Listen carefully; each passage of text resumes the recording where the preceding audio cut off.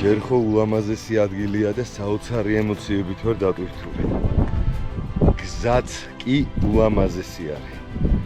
თვითონ ჩვენმა დანიშნულების ადგილმა განსაკუთრებული ეფექტი მოახდინა, იმიტომ რომ ეს არის შერეული ტყის, გამწვანებული ტყის ნაზავი თეთრ თოვლთან და რაღაც ძალიან ისეთ სინთეზი გრძნობს ადამიანი.